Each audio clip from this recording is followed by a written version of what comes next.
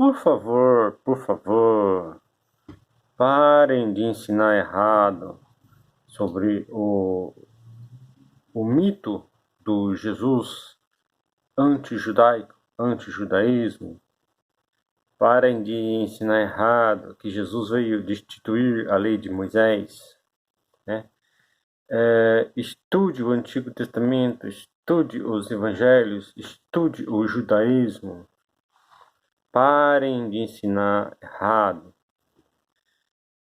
Aqui vamos falar sobre halachá. Entende-se por halachá o conjunto de leis e costumes que regem o judaísmo. A tradução literal desta palavra é caminho. Então podemos ver que o judaísmo é regido pelo halachá.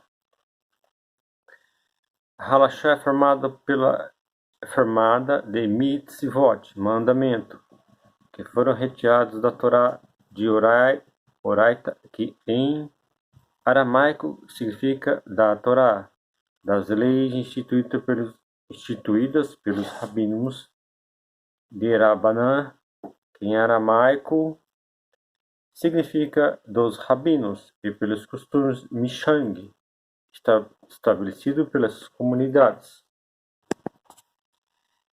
Então podemos ver que o judaísmo era, no tempo de Jesus, e é constituído por 3 pilares: mitzvot, mandamentos, ou as leis de Moisés, que está na Bíblia hebraica. O de Rabban, que é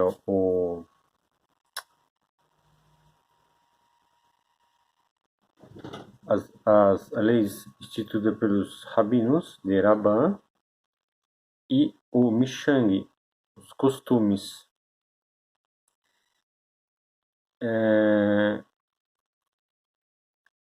Aí dizem que Jesus era contra o judaísmo, anti-judaico, anti-judaísmo, né?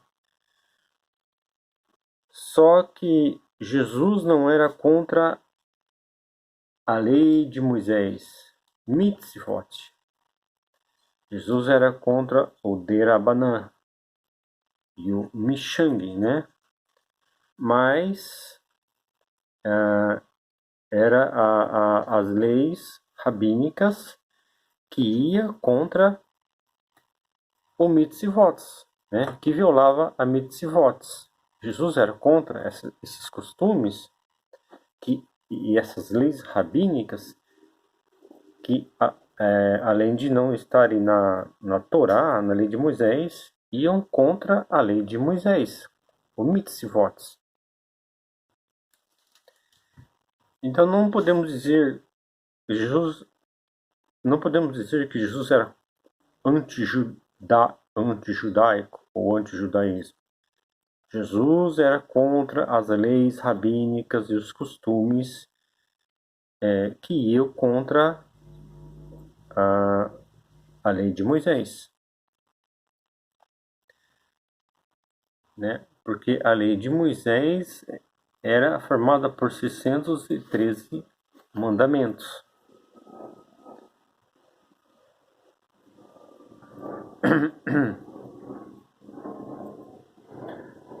Aqui, mitzvot de Rabanã são leis criadas pelos rabinos. São também chamados de mitzvot, apesar de não fazerem parte das 613 mitzvot de Oraita, né? A lei de Moisés. São normalmente divididas em 2 categorias, Gezerá e Takaná, sendo que alguns consideram o Mishang como uma subdivisão da mitzvot de Rabanã.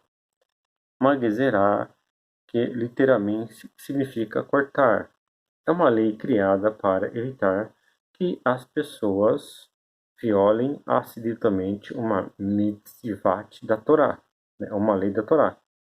Alguns chamam uma Gezerá como uma cerca em torno da Torá. Por exemplo, a Torá nos ordena não trabalharmos aos sábados, e uma Gezerá nos ordena nem mesmo manipular um instrumento para realizar um trabalho proibido, como, por exemplo, segurar uma caneta, dinheiro, ferramentas, etc. Pois alguém segurando algum destes instrumentos poderia esquecer que está no Shabá e fazer algum trabalho proibido. Lembra que no dia de sábado, né, no Shabá, Jesus e os discípulos entram no milharal e comem milho.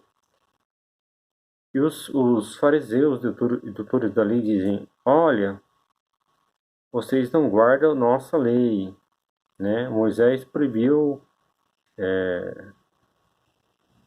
não lembro mais ou menos assim, dizem, né, que era proibido colher milho e comer. Aí Jesus vai citar Davi, né, que entrou lá no santuário e comeu o pão consagrado aos sacerdotes. Então, né, a única lei sobre o Shabat que Moisés tinha dado era a proibição de ceifar. Moisés não fala nada de comer, mas os rabinos acrescentaram que, além de não ceifar, era proibido comer. Então, esse negócio de proibir comer milho, né, era uma gezerá, né? Como que Jesus não estava violando a lei de Moisés, o Shabá? Jesus estava violando esse acréscimo, essa lei rabínica.